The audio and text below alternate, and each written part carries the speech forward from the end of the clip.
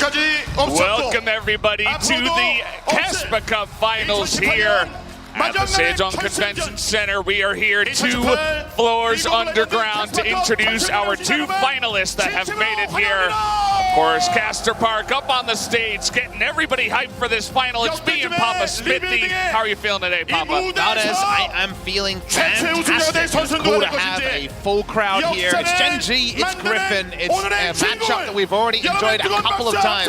It never disappoints. It was only 109 days ago that these teams went full 5 games, and on that day, Gen.G knocked GRIFFIN out of Worlds qualification. Looking for the revenge here tonight, no doubt. We're gonna go ahead and introduce our teams in just a moment here, as Gen.G will be one of the first teams that will make it out here. Cannot wait to see if they can challenge GRIFFIN, who looks so strong. Let's take a look at Gen.G walking up to the stage. Right, the starting lineup here, full squads coming in the front. KeSPA, behind him, as you can see, Roach, Peanut, Fly, Ruler, and Live. These guys have come together way better than you could have assumed when you saw their off-season transaction. Said, where are the stars? They don't need any more stars. They look great. You see all of the players up there, but let's take a look at more of Gen.G.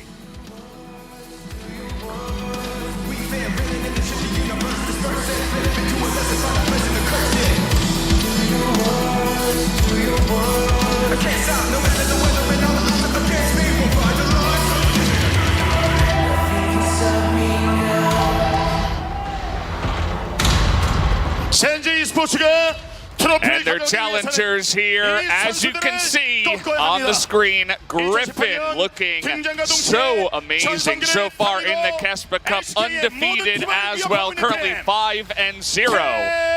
Demolishing Dom1 in a 3-0 victory in the semifinals to make it here. Here is GRIFFIN. Their first stadium final, Valdez. It isn't the one they wanted. They weren't at Worlds after all of the talk, but there's been so little talk and so little action from GRIFFIN because they haven't needed it. They've been so much better than their opposition. The only squad with no roster changes coming into KeSPA Cup, and damn if you can't see it so clearly. These guys looking like the favorites. We'll see if they can show up tonight.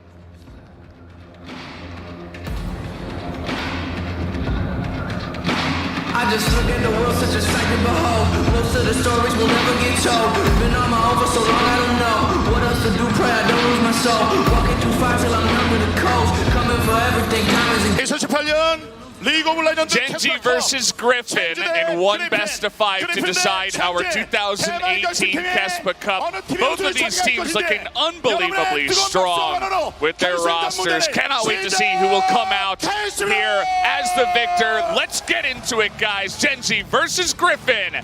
Let the games begin.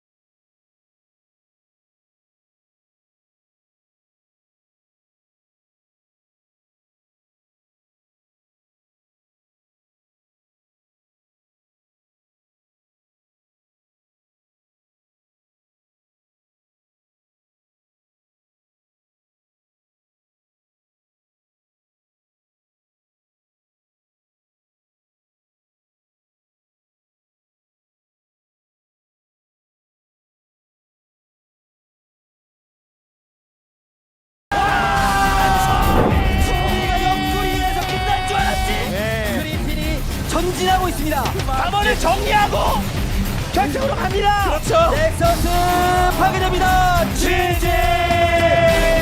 그리핀이 담원을 3대0으로 잡아내면서 시즌 시작하기 전에 KeSPA컵에서 결승전 꼭 가고 싶었는데 올라와서 기쁘고 팀원들 다 같이 열심히 해서 이게 좀 가장 큰 힘이 되지 않았을까. 결승까지 어느 정도 예상했던 것 같아요.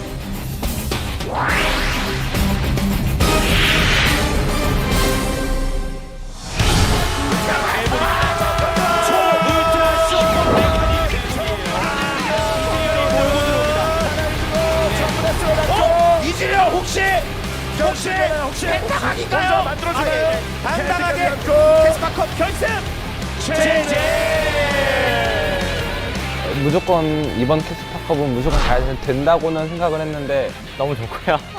당연히 좋고요.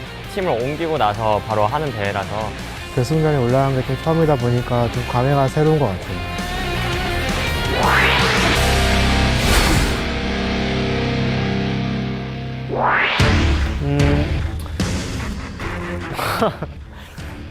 투배 선수 하면 캐넨을 잘한다는 거? 근데 딱히 의식을 안 해서 잘 모르겠어요. 소드 선수가 저를 의식 안 할 수가 없을 것 같긴 한데 그렇게 생각하다니 저도 참 당황스럽네요. 저도. 아무래도 저는 그리핀의 핵심은 아무래도 타자 선수라고 생각하기 때문에 게임을 되게 똑똑하게 하는 것 같고 상대를 되게 짜증나게 하게 그렇게 게임을 잘 하는 것 같아요. 저는 그렇게까지는 생각 안 하고 있어서 뭐 좋은 뜻이니까 좋게 받고 있어요.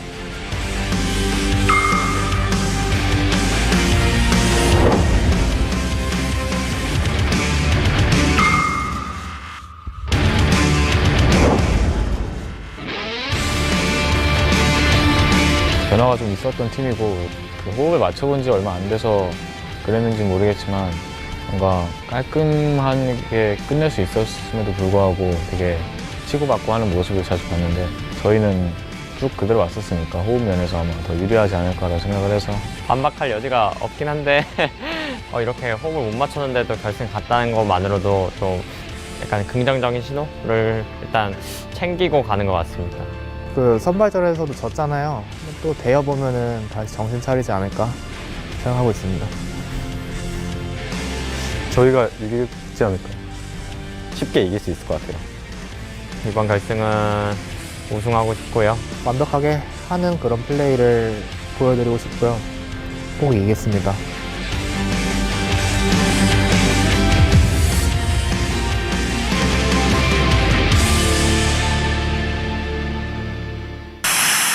제가 룰러 선수랑 되게 친한데 재혁이 내가 한번 혼내줄게. 우리 핸드가 저를 혼내준다 했는데 제가 이번 결승에서 한번 것 같습니다.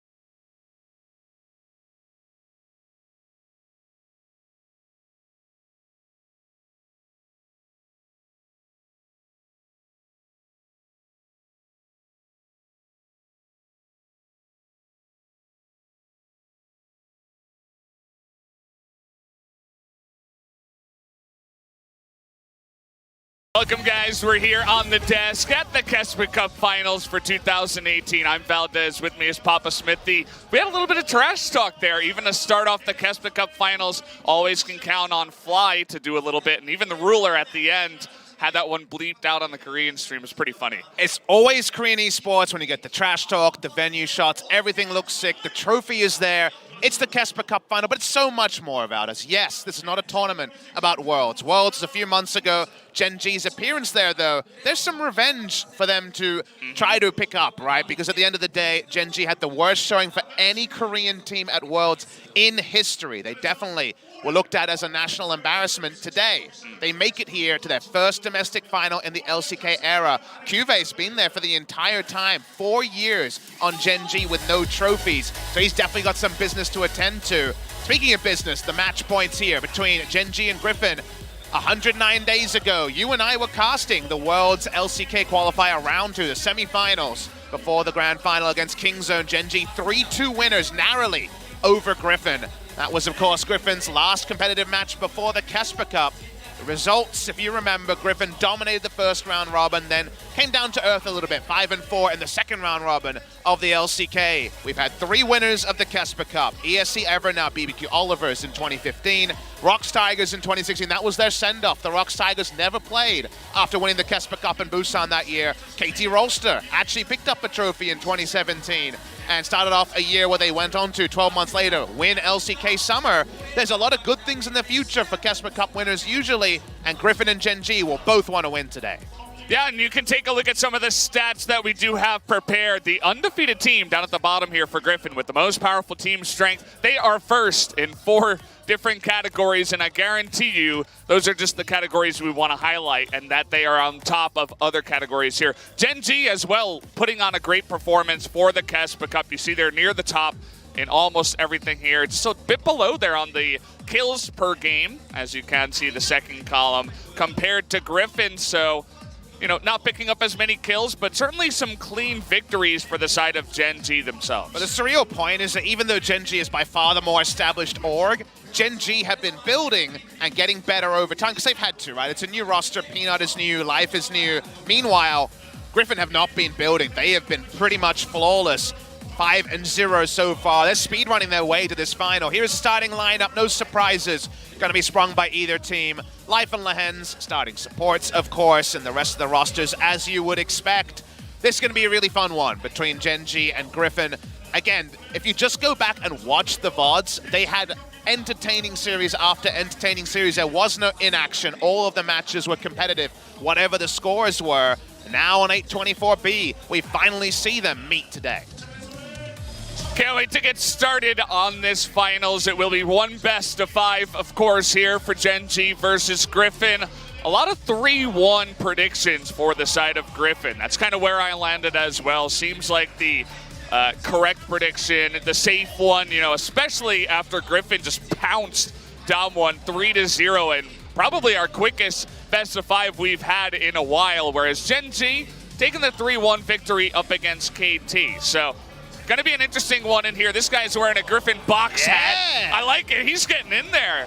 Everybody's getting in there. It seems pretty 50-50 if we get some look at these venue shots. A lot of GRIFFIN fans, they're new fans. They're new on the block. The Gen.G fans, they might have watched them win Worlds, but they never saw anything in Korea that they could shake their light sticks at and feel happy about. So today is an important day in the history of both these organizations. It's a preview for LCK 2019. LoL Park will be the next destination that we'll be bringing Korean League of Legends from. That's on the 16th of January. So we're going to be sober for 2.5 weeks. It's New Year's Eve, so the sobriety might be a bit dodgy tonight, but in 2.5 weeks, that's when the next Korean League of Legends will happen. So hopefully we go out with a bang. It's so surreal to be bringing you live Stadium League of Legends on New Year's Eve. I know, but it's awesome, right? We finally get this really hyped KeSPA Cup finals. We got the English production here with the Free Cup partnering up with KeSPA Cup to bring you some of this fun stuff. The entire convention center here is packed out, guys. So many people coming on New Year's Eve to cheer on their teams. We've got some special guests as well. Deficio, the general manager of Origin, on screen earlier telling Mithy to stop playing Fortnite. We also have Suning Gaming in the house watching on, and it sounds like Big and Bands are ready to go. We're finally ready to get into this amazing best of 5. I say there are a lot of fantastic games, but it really doesn't get too much better than this, Papa. Gen.G gonna start on blue. We heard that GRIFFIN got side selection as well, so they picked the red side here. Yeah, it was a coin toss for side selection, so GRIFFIN wins, and 1, 3, and 5 get to choose. They're on the red side. Gen.G are gonna ban Talia on blue side. Yes, Tarzan played it, but he moved away into the Sejuani. Remember the bans that Damwon Gaming in the 3rd game where they were so gone mentally? They had to ban Sejuani Sion because of the mid lane Titanic Hydra Sion from Chovy. Basically a Galio imposter, but somehow doing more damage. And the Sejuani jungle. How did Gen.G prepare when GRIFFIN, they were playing off meta? We know they can play meta as well. The answer is to ban away 50% of Sword's champion pool. He's played Jace and Sion only, 3 games of Jace. The Jace is banned on blue side. Yeah, I kind of like that feeling. They could certainly get Kive onto something like an Akali. He's played so much Akali to a very high level. To a bit of surprise to us as well. We were thinking, you know, he likes to play some tanks, you know, play a little bit of stuff. But there you see it, the response with the Akali ban coming out of GRIFFIN. Holy crap, that means Cassiopeia is open, Valdez. 100% contested, but only 2 picks available out of 40 games. We have 40 games in the KeSPA Cup, and they don't select it. This is very interesting. The scouting report here, the Cassiopeia chicken is going on in our first game here. The Urgot is taken. That, of course, can be in both mid and top lane for Gen.G. Fly certainly can play that champion, has played it in this tournament already. 2-0 on the pick. GRIFFIN, they're going to hover Casio. This will be a three-way flex for them. Viper definitely, as our resident awesome dude, plays this in the bot lane. Notice that Lucian is available. Do Gen.G just take Lucian and say, if it's Casio, we can deal with it? Or does GRIFFIN take both and give that almost no options? The Scion will be preferred. You know, the first pick on the Urgot, not sure about that one with Cassiopeia left available, especially because you can just pick the Scion to go up into that lane, just have a tank versus tank. I mean, it's Ruler, not with KeSPA, but he's got life, and they are going to go for that Ezreal Tahm Kench. That is just so prominent here in the KeSPA Cup. Two flex picks on the side of GRIFFIN. Gen.G just lock in the Gen.G special. Even though it was KeSPA and Ruler before, they played Ezreal Tahm Kench whenever they could get away with it, so they're going to lock it in once more here. GRIFFIN have two flexes so far in the first round. We'll see if they want to pick up a Rakan, for example. That's already banned, sorry, but the Thresh, a support, kind of rung true as this choice final in the right side. We might have their bot lane of Casio and Thresh. We'll get that confirmed later. That's going to be the Thresh locked in there, so a bit of a new look from Lehans. So far this tournament, he has not played much Thresh, just a single game, hasn't necessarily popped off on it. Usually with him, we think of the Shen, we think of the Morgana and the Rakan. He's going to jump on Thresh, and they're going to ban away the Zac here. Remember, tank junglers is the way from GRIFFIN last time out. They love the Sejuani. They don't want to match a Sejuani with a Zac. And when you see a Zac ban, you actually start thinking, wait, do they want a level 6 jungler? And do we need to ban away Sejuani? Is a question Gen.G might ponder.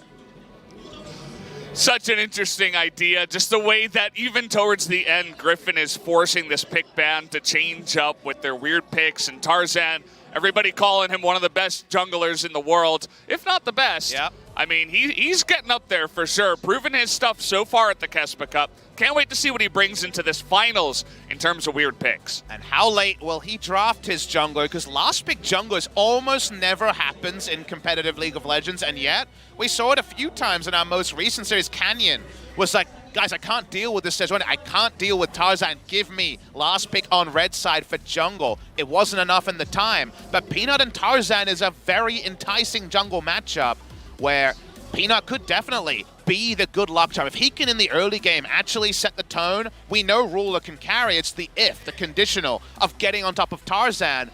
To what degree do these teams need to respect the jungle matchup? For GRIFFIN, we're unsure where the Casio is going. Will we find out here, or will we just see a jungle pick from GRIFFIN? Excited to see what they are going to go for. GRIFFIN got to be feeling good so far after picking up that Cassiopeia, but now with a Victor being hovered, and looks like it is going to be locked in. Very interesting stuff here from GRIFFIN. And that's why, when you were asking about predictions, I was in the 3-0 GRIFFIN train, because the jungle matchup, I think, is the only thing that can swing it. And I think GRIFFIN is agreeing, because they're saying, I think Peanut is the game breaker. Of course they respect Ruler, but they want to be in control before that time when Ruler comes online. So they're holding on to jungle to last pick here to ensure at least a competitive matchup. That does mean that Fly can just jump onto his Zoe. By far his most played this tournament, 3-1. So he's getting ultra comfort after all. We're still trying to work out the matchups here. GRIFFIN has so much flexibility on their side. Well, thinking about that, kind of level 6 jungler in the Nocturne gets selected here for Peanut. I want to see what is going to be the response here from Tarzan. Unless, you know, Tarzan wants to bring in, like, Scion jungle. I wouldn't even be surprised at this point, you know. But it is going to be Kha'Zix. Makes a lot more sense. Doesn't play a lot of Kha'Zix. It might be the first professional game for him on Kha'Zix. I'll take a moment to check that as we try to put this all together. Viper will also open on Awesome Dudes. Yeah. I want to make a note that in that 5th game 109 days ago, when they lost Game 5 and didn't go to Worlds, if you remember, that was Vladimir bot lane, and people were saying, I guess Viper is just stuck on the Awesome Dudes too long. He's on the non-meta, he's not on the 80 carries, and that was seen as a point of criticism.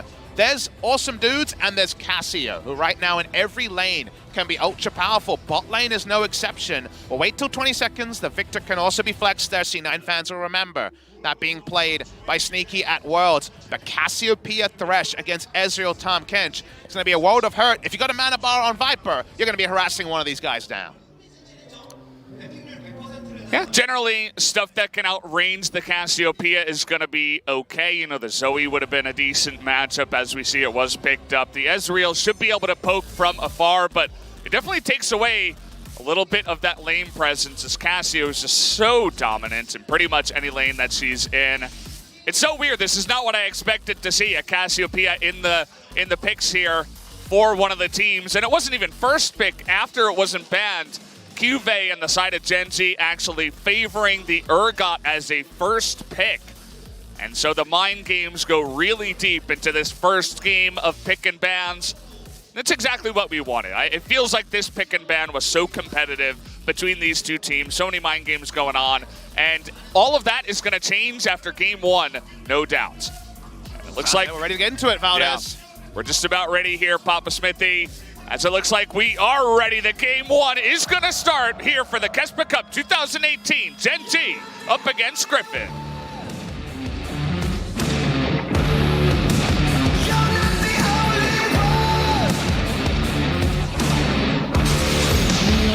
까지 30초 남았습니다.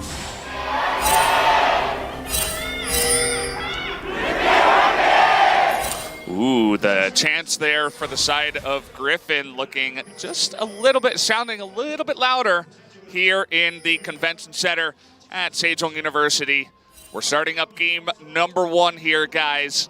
Excited to get this one going. If I know anything about New Year's Eve from my 31 years on this earth, it gets louder as the night goes longer. It's only 5 p.m. here, Korean Standard Time. We could be going all these hours. Who knows? Maybe we have to make it a 2018-2019 KeSPA Cup if we go 5 games and we have a couple of short little breaks, so that what-ifs are real when you start off on game number one. We already talked about the Cassiopeia chicken that was played between both these teams. 100% contested, only champion, and banned 38 out of 40 games. We see it. It's not first picked by Gen.G. They leave it open, and now you see a little Q come through, a little bit of harass. This is 824B, guys. You're still going for the Comet on the Cassio.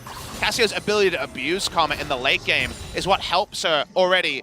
Awesome scaling. Remember, she gets 6 item slots because she cannot actually purchase those boots and gets the movement speed per level. Hence the no boots meme with the Cassio. Because single target spells actually refresh the cooldown on the Comet, it scales down to 3 seconds, and then you get a CDR with every Twin Fang, which on basically no cooldown. So you Comet basically every other second, and it does insane damage with its AP scaling. The 2v2 here doesn't seem like a happy one for the Tom Kench. We all know the interaction with the death sentence. It's all the free harass he takes that he's worried about. It's a rough lane for sure. That's what happens when you give over the Cassiopeia. I want to take a moment here in the early game to point out some of the runes that we started off here. First of all, looks like we have 3 Kleptomancies in the game. Take a look at Zoe Klepto. They're in the mid lane up against Scion, up against one of those tanks. Gonna take advantage of that new Klepto and do that. And also, once we take a look at the items here, we have 9 stopwatches in the game. So that's something, you know, we're not even on the early 2018 patches. This is KeSPA Cup 824B, and we go back to the days of 9 stopwatches in a game. Bookkeeping was very important there, Valdez. Definitely, if you were encountered, there's some irregularities with the stopwatches. Seems like Rolexes were going very, very cheap on the black market. Very intriguing. Just people going into the utility tree, either as a primary or secondary. The Kleptomancies, of course, and the Unsealed Spellbook on Chovy and Life to indicate that.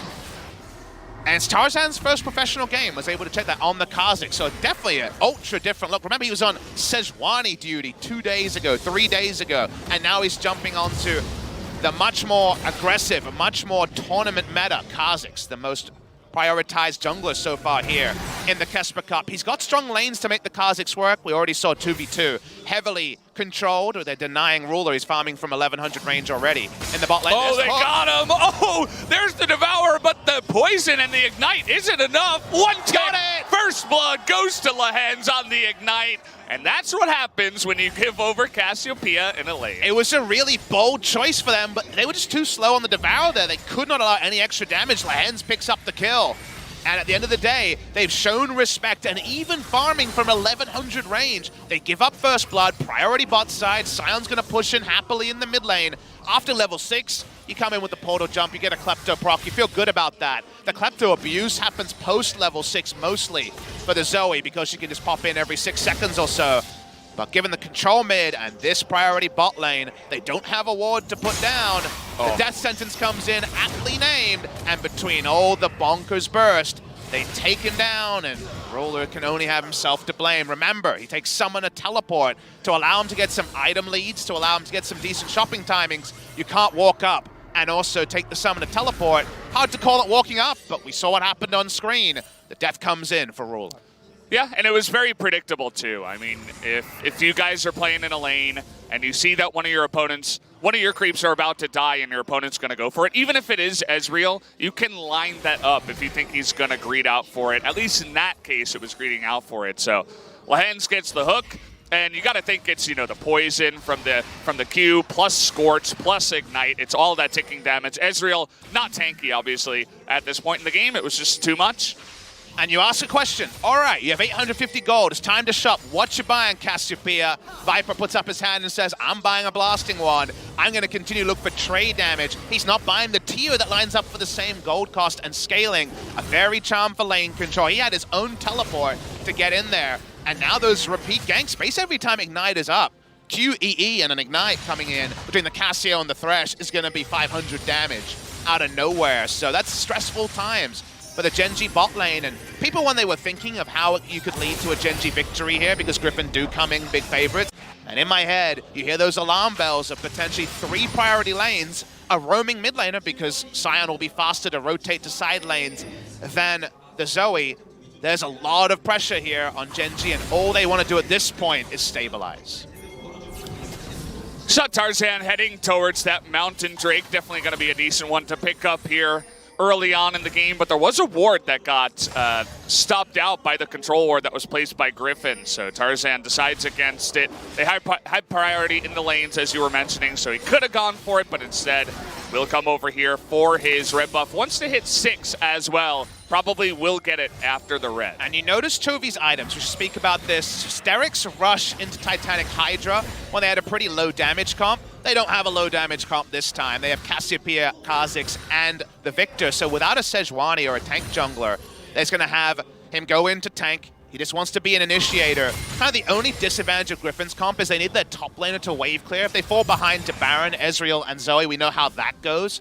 So Chovy knows there are times where he'll have to engage pretty brazenly just to stop a siege, and it's smart for him to index into the tankiness in the early game. Level 6 here on Nocturne. Obviously, if you could help out your bottom lane and get Ruler out of the bit of a pit he's in here, that would be very nice, but looks like Peanut just going to pick up the Krugs and head elsewhere. Tarzan, good positioning. He was near the bottom side, is going for the Mountain Drake right now. And honestly, not much that they can do to stop him here, even if they did have vision. As Peanut thinking about it, they see him on the ward as well, so Tarzan going to pick up first Drake of the game. Looks like the next one should be Mountain Drake as well, so good opportunity there by Tarzan to pick up a Drake. I mean, they were able to keep a control ward in the forward brush till this moment. So that lets you know the bot lane weren't walking over to the Drake. That is the time to get a freebie. Notice that the Drake in the first spot really is the only thing that separates the two teams. The other lanes are pretty comfortable, even if priority does shift one way and the other. So given that information, things here are actually pretty competitive overall between the two teams, and Peanut's got his farm on. He's 2 camps ahead of the enemy jungler. First, probably be topside because this is the lane you want to gank. Oh boy, here we go. Already the ultimate use. See ya later, Sword. That one didn't take too much time as Sword, not tanky enough early on in the game, goes down immediately. If they hadn't got a death in the bot lane could have been an option, but top lane was screaming to be the lane that you focus on with the first Nocturne ult. It goes exactly as expected, and a turret checkpoint is going to lead to a cash-in and a bit of gold on the top side. So 1 plate falls. Things continue to go well for the side of Gen.G, and they are stabilizing as we said they needed to do. They certainly are. That's so much gold now to the top side for Cuvée. Sword runs up for the Klepto proc too. He's down a level. It's just everything going wrong essentially in that one, and he gets punished for it. Couldn't have been played better by Cuvée. He leads with the ultimate because he knows the burst damage from the Nocturne is coming. There's no time for Sword to respond. He's surprised by the ult, and then by the time he's flipped over, he knows he's done for. So very well executed by Gen.G's new top and jungle duo. Meanwhile, on the bot side, a second plate removed as Ruler and Life are very much saying, we're waiting for the late game. See Ruler's health there. He's getting a little bit back, but that was from 1 Q. Just 1 Q from the Cassiopeia, nothing extra.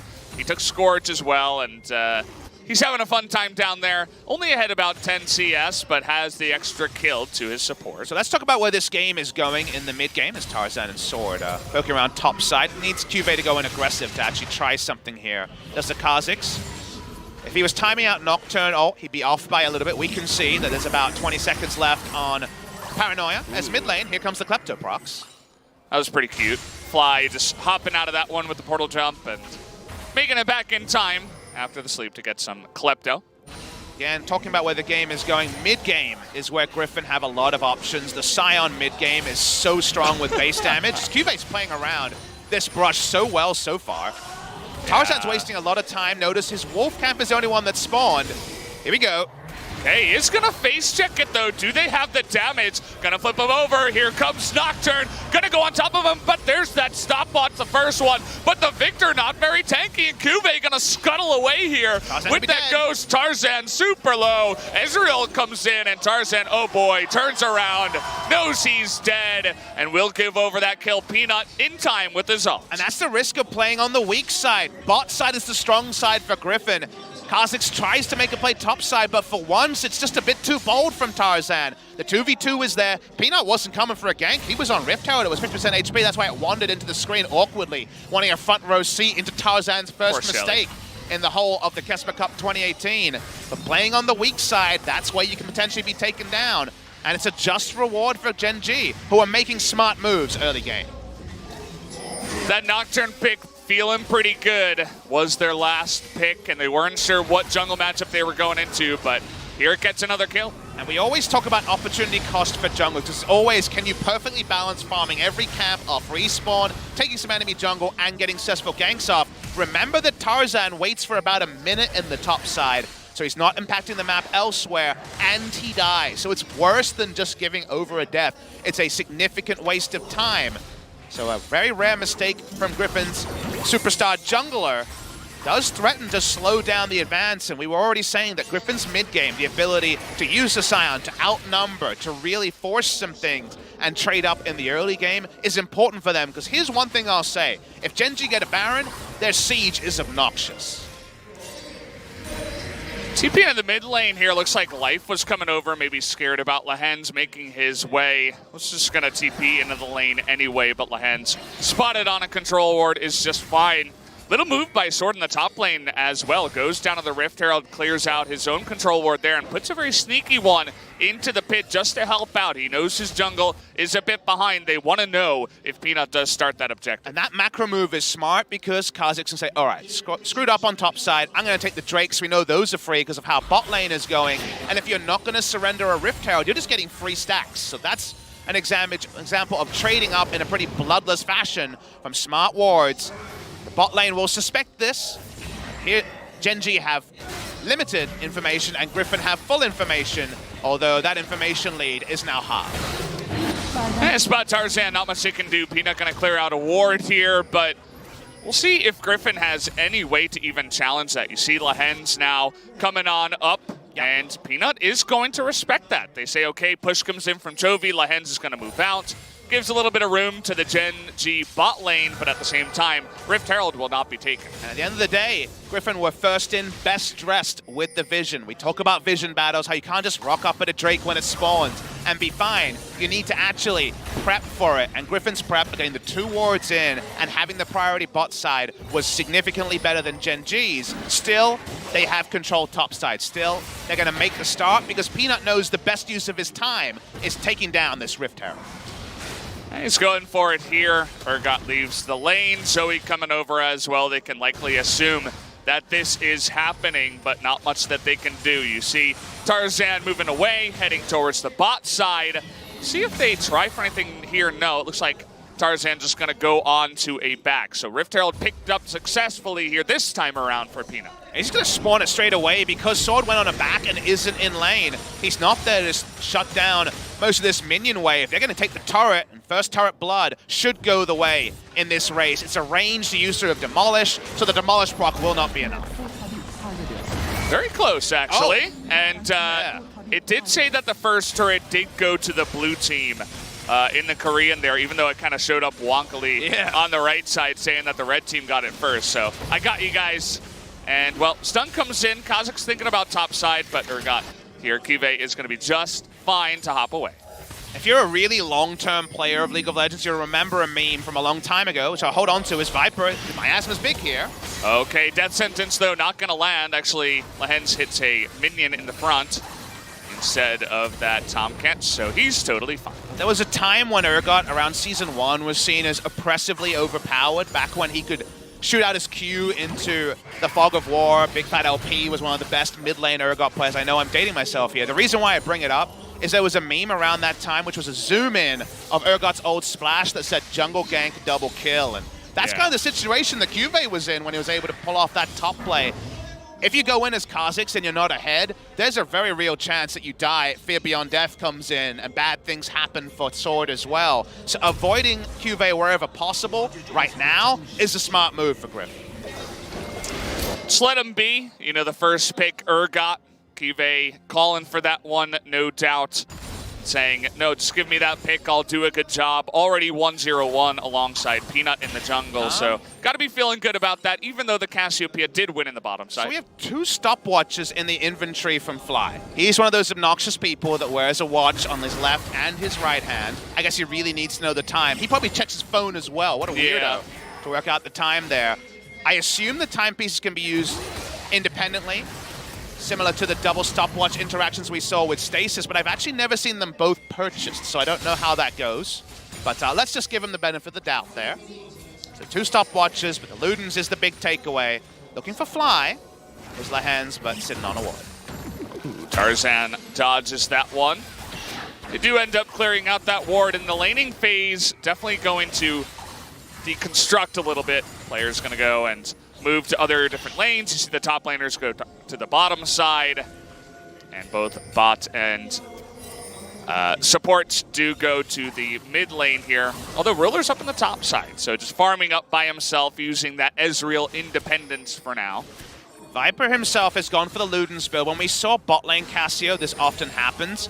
You and I will remember, though, Valdez, there's a cost to going this build. You do incredible burst. It's so good for short trades. But if you try to take advantage of another one of Cassiopeia's strengths, trying to take Baron quickly around 20 to 25 minutes, if you don't have a blue buff, which honestly bot lane Cassio isn't guaranteed, could argue needs it more than Chovy does. But we saw teams try to get a pick with the Cassio, then turn on to Baron and have her for the Baron fight multiple times. Teams lost games because of that. So it's something you have to be mindful of, is that you can definitely misplay and not play to your items because you're just so used to Cassio mid lane having 2,000 plus mana going for a tier first item. They definitely lose out on so much mana, and we'll see if Viper can do a better job than some of the other bot lane Cassiopeias. Again, we haven't seen too many of them because there only have been 3 so far. Lehens going to take a big chunk, guys. Nice trouble bubble there from Fly. But either way, want to see who's going to get this Infernal Drake. It looks like Gen.G have total control right now of all the vision around this area, and Lehens taking the chunk does not help Griffin's case. Yeah, Griffin are definitely negative now when it comes to the tempo. Because Thresh is backed away, they're going to give up Inferno, which feels terrible given the 2 Mountain Drakes are their best news stories so far in this game. They're losing bot lane turret as well, as Sword is being shadowed, and wherever he goes, we already know, is the negative tempo area because he's heavily behind the Urgot in terms of lane control. So far, nice stuff from Gen.G. They've squared up, they're using their big support stuff, and they seem really prepped for this series that, again, a lot of people said they had very little hope of coming away from a match victory.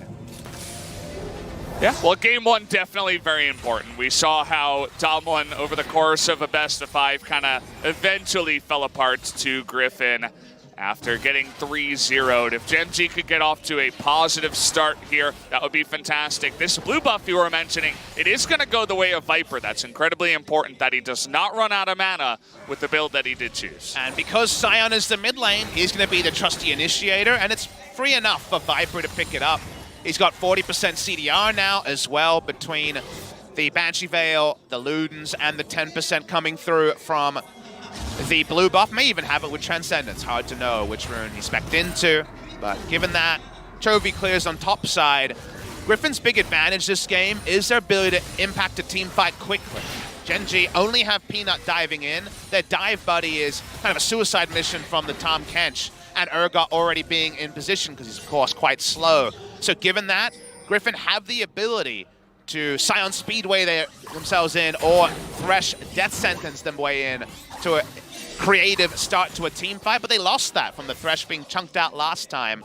So we'll see, because the mid-game here, we already talked about the Baron strength from Gen.G. If they get Baron, GRIFFIN really do start to run out of options to pull off this team fight.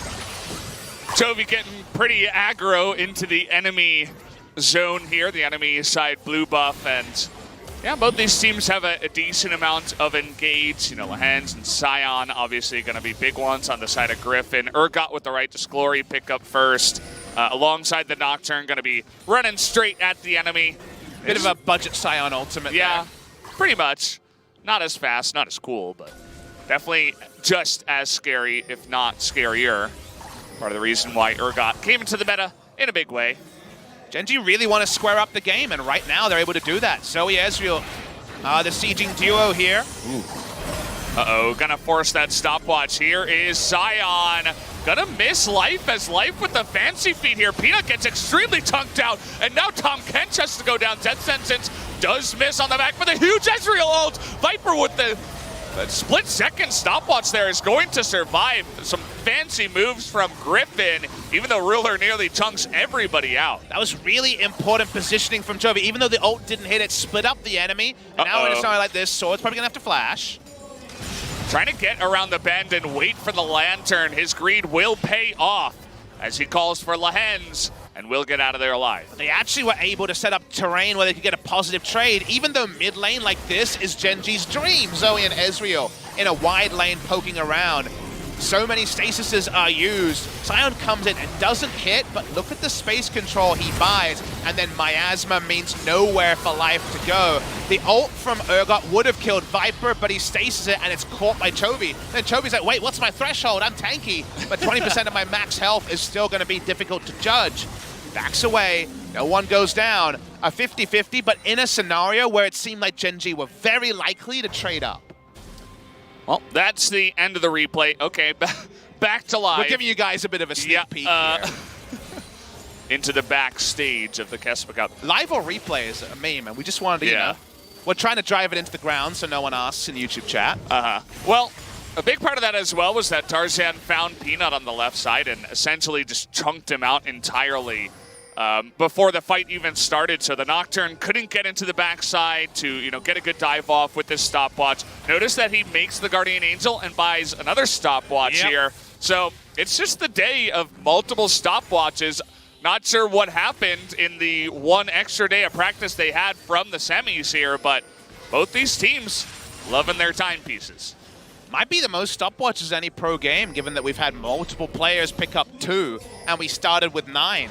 We're setting a record here. It's not a record we want emulated, so please, LCK 2019 teams, less of the stopwatches. They cause inaction more than action, more often than not.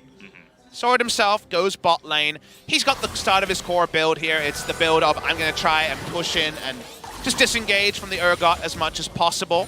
Viper's not ideal. This is a scenario where if you force a defensive rotation from Cassio to mid lane, she's not going to be able to wave clear in better fashion than the enemy, and that's poke for days from Fly and Ruler while they're mid. Viper wants that blue buff so badly, but it's going to take a while to actually spawn. He's really fast on that Cassio. Moves, baby. Yeah, slithering around. No need for the boots on the Cassio, of course. And again, just waiting for the blue. He can't really set up any wave clear here, but at the same time, Sword and Tarzan sneak into the back. They've set up an area to pick up their 3rd Mountain Drake of the game. GRIFFIN going to be chunking down objectives in this one. And then if you hit a mid-game team fight with the Scion, hit the right one, you just blow up turrets, the Baron, the Elder Drake when it spawns. So GRIFFIN definitely do have tools to play with, but Gen.G, they are so square, they are so on point of let's keep it mid lane, let's keep it sieging, and you see why Chovy and Viper will have to give up this turret. Just tanking it up here is Cube. He's insanely tanky. Chovy not going to be able to set up anything as a bunch of his members even went back as well, and Sword still looking for the push on the bottom side. And it feels like it echoes a bit of Kingzone versus Gen.G Game 2, where we had Gen.G with a grouping comp pretty similar to this, the Zoe Ezreal. Might have been Zoe Lucian at the time, I forget. And at the time, Kingzone had the 1-3-1 with the Yasuo, you'll remember. And while it's not a true 1-3-1 from Griffin, the only game state they can't handle is an extended siege where both flanks are warded and Chovy can't threaten on the side. In that scenario, Cassio just says, guys, I'm getting poked out. I mean, you were actually playing the matchup. We duoed, and it was Zoe versus Cassio mid lane. Cassio doesn't have a fun time when she can't close the gap, and Zoe and Ezreal are both 1,000+ ranged punishments. Mid lane turret finally goes down, and this is a game state that Griffin, yes, were able to get a Mountain Drake on, but the Drake's going to start to become more and more contested. The map control will start to fall away, and in that scenario, can Griffin find a way to actually force the team fight that they're going to be priced in to start? Well, how about a sneak Baron? No, Peanut says no. And okay, they're going in onto Peanut here. Even the Scion is here. Peanut's all alone. He's going to go down. Unfortunately, he finds something in the woods that he did not want to find. The entire enemy team is going to burst him down, and now the Cassio has blue buff. They're going to start this up with triple Mountain Drake, as we mentioned. So fast! Here comes the TP as well. They're going to force this one, you'd think. Double TP's Ruler going for the early burst on that one, but no jungler means that no hope of stealing away the Baron is possible. They're going on the chase here. Cube going 1v5, trying to get that poke on in is Ruler and Fly, but it's just so hard. The entire team, a decent amount tanky to get out of that one. Everybody gets out of life with the Baron buff. Bit of a Phalanx exit there as the Scion knows his role of just blocking trouble bubbles. This is a temporary thing, and we're going to see a chase come in from Gen.G. They're thinking about it. They don't know where Tarzan is, so they will eventually back away. To the bold, the spoils is this particular play. They bounce over with the Cassio saying it's Baron time, but then they get the bonus. Nocturne is in the area to ward it, but also to start help with the blue buff take as Zoe comes in the respawn. Peanut thinks he's done the right thing, thinks he's sprung the trap, but unfortunately this is a party he did not want to be invited to, and Abyssal Voyage in doesn't matter. There's no way to save the Nocturne. Only as tanky as his Guardian Angel, which helps in a 5-on-5 team fight when you're dying and you can survive towards the end. But, I mean, he uses his stopwatch, he's all alone. It's just really unfortunate that he ended up finding that one. And now Fly gets slowed on the backside, flash from Sword. He wants the kill. Not messing around with this one, our Griffin. It's even on gold, but the Baron buff means that Griffin is going to extend the lead they already have. And you want to take flash for flash with a Zoe any day of the week, so he's happy with the trade as well. Tarzan wasn't there. He was bringing up the minions on the top side to get the fourth and the turret lead here for the side of Griffin. He doesn't really contribute too much in a siege, so it's fine for him not to be involved there. Griffin back away, and it's just a single moment. The single moment of bouncing over has actually been the most meaningful thing that's happened in the first 28 minutes. They saw their 3 Mountain Drakes, they rolled the dice and came up big in a way that they couldn't have predicted when they bounced over. And now we're in a game state where suddenly Gen.G's against the Baron they were desperately trying to pick up. And we're one team fight away from 30% bonus damage to structures, just ending the game for Griffin. Yeah. It's part of the reason why Griffin is such a fun team to watch. They're not only mechanically skilled, but they're incredibly smart as a team, but even individually. They mentioned in their interviews how everybody has a really good idea of how to fight the team fights. We don't even need to do shot calling because everybody just knows exactly where to be and what to do. And in that case, too, knowing they would have the ability to go for that Baron means that they do get the lead here. Here comes Scion from the right side. Will he go for that charge? He's got looking some good for terrain it. to play around. You can definitely drift around that corner. What's going to happen here? Okay, heads back down towards the bottom side. They saw him here on the Scuttle Crab, it looks like. And with the next Infernal spawning, Griffin not going to give this one up, of course, especially with the lead. 35 seconds on Baron, so that's time that Gen.G would prefer to buy. And any poke they can do before the fight starts is, of course, considered God tier. Lantern will not be taken because they see this has started. Are we going to see a contest? Okay, well, Peanut gonna put down the ultimate, and it will go to the side of Gen.G. Double Infernal now, but now they want to get away with their lives. Sword trying to force a fight on the left side. Tovi, will he go for that flash? The answer is no, and Peanut just barely gets out alive, so Gen.G squeaks away with another really important Drake. That was actually really well played. Gen.G were able to simulate their mid lane siege comp by taking position over the Drake pit, and Griffin were too slow to the contest, so I think that was good decisive shot calling anytime Gen.G out-shot calls Griffin, looking forward is a really big thing to talk about, as Chovy amusingly is bounced back in. The reason why I say that is Gen.G are the newer lineup. Their shot calling is still going to be being put together, all the systems and all the fallbacks when you're behind. They're there when you've had a year, 6 months of time prepping the roster together. This roster is a month old, if that. So the fact that they could, in that moment, shot call so succinctly is a very good thing going forward in this series, but more importantly, going forward when the world's implications are there in 2019. Turns out to be a very close game now. The Baron was taken, they get a bunch back to Griffin, but you take a look at the gold and especially the Drakes. I mean, they will have Mountain Drakes, but what if Gen.G are able to force a fight with that extra just percentage damage, AD and AP that they are going to have into their build? Next Baron is going to spawn in a minute and a half, and you know that Gen.G this time will come in as a team and not just essentially sacrifice their Nocturne. So I feel like at this point could easily go either way. And that's just a reality of Nocturne builds evolved into just as much damage as possible. There was a time years ago where you built tank items on the Nocturne. You don't do it anymore. With 2 Infernals and eventually, let's say 4 AD items onto the Nocturne, can you just cancel out Viper with Nocturne? Can you just delete the Nocturne and the Cassio from the equation, and then other things being equal, 4v4, you really like the other threats and the mobility of Ruler and team fights in that scenario. It's like when you play solo queue and people just lock in Nocturne versus Jhin. Eventually Jhin can't do anything because the Nocturne gets on top of him. There's a reality where game goes long enough, 70,000 gold game, we're at 55,000 each. At this point, in that scenario, good things can really happen, and you have to love having an AD carry over not having one in the late game. Ruler already trying to do some nice poke damage. He's part of the reason why they were able to take a couple of those Drakes. He's only died once, the first death in the game at about 5 minutes into the game, so we'll see how this goes as Fly not expecting the entire enemy team to be here. It's Tarzan and Chovy trying to get on top of him. Fly pretty weak and Chovy extremely tanky. We also had Lehens taking an insane amount of damage on the right side of the screen. Not sure how that happened. Probably the Ezreal able to get on top of him. So in the trade, looks like it actually went the side of Gen.G. There's so little time to breathe in patch 824B. If this is the first time you're watching the KeSPA Cup, tuning in for the final, trying to understand what's going on, remember the Baron and Elder Dragon spawn timers are much shorter. 2 minutes less on the Elder, 1 minute shorter on the Baron.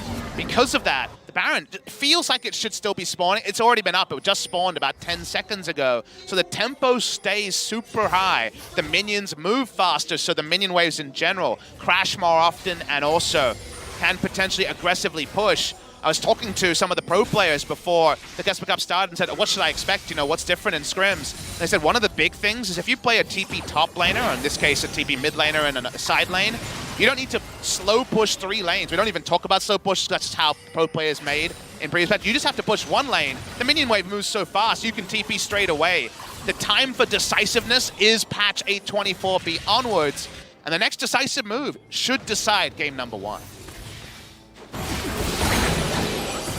Excited to see how this comes in. The Infernal Drake also 50 seconds away from spawning, so teams could consider going for that one. 3 Infernals, 3 Mountains in the first game of a final. Scripted Drakes, I'll take it. I mean, if Gen.G make a big move to that Inferno, okay, they're gonna find the Urgot here, extremely tanky with that Stone Plate. They don't really have the damage to burst him down. Take a look at Viper's mana. He's already out of mana. He expended so much onto just the Urgot, and he doesn't have blue buff. But at the same time, Sword is pushing with Iceborne Gauntlet. That's gonna draw a bat from Cube. He doesn't have Teleport, he has Ignite, hoping to force a fight. This is really awkward stuff. Okay, well, here we go. They see the Urgot trying to go back. They're trying to bait them into a fight here, are Griffin, and now they start the Baron. Nobody goes back. Freebie. They might just get the inhibitor. There's no good option here. He can't ignite anything. He'd love to ignite back to the inhibitor, but that's not the way it works. Sword, nice little play there overall. And now Baron. Griffin, here we go again. 5v4 if Urgot can't stop Victor. Viper has mana this time around. He TPs back to the fight here. nearly out of it, but they, with the triple Mountain Drake, gonna get it. Oh, okay, Nocturne gonna pick that one up.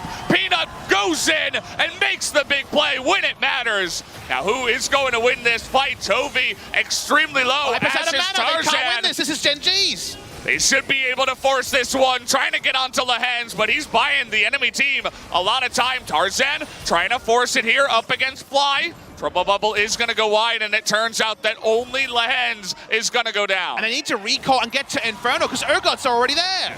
Oh, this game, it's like a runaway train right now. The Abyss of Voids comes in, and well, it looks like the triple Inferno will go to Gen.G.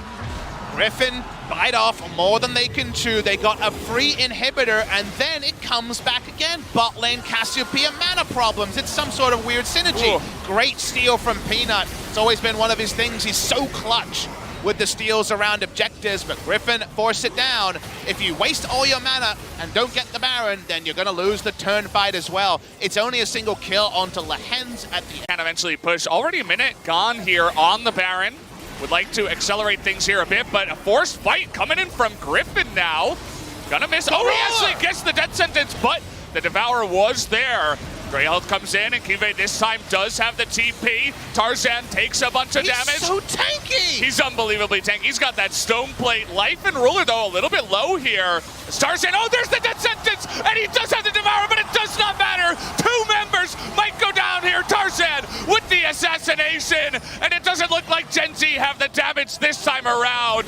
Fly just desperately alone is not gonna do it. The reset comes in. Tarzan, did he go too far? It doesn't look like it. Peanut doing his best. He is gonna get the kill, but in the end, Griffin take the ace, and they're gonna push. How is Griffin versus Gen.G always high drama? It seemed like Gen.G had everything, but the League of Lehens gets the hook for the second time in a row onto the Ezreal, and that means that Griffin wins. Kive, he's not going to do anything alone. What a game. It went back and forth, and now Griffin take the fight. That Thresh pick, we weren't sure about it for Lehens. Well, this is going to take a while. Yeah, they're going to go for the kill here. Time.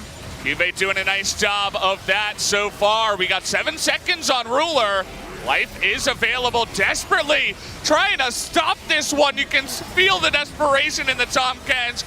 But it doesn't look like, okay, Ruler trying to get on in there. He does burst down the hands, but it doesn't look like it's enough. GG, game 1.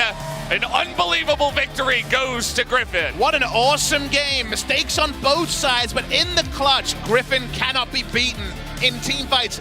So often it's the story. They don't have the tools, they don't have the scaling, they don't care about all these words from Papa Smithy. They are clutch in the moment. And they once again find a victory, whereas this time it felt like the least likely because they made a mistake around Baron. They lost 3 Infernal Drakes. It doesn't matter when Lehens hits that hook twice. Death sentence to Ezreal, death sentence to Gen.G. And we could have 4 more games of this if history is any example.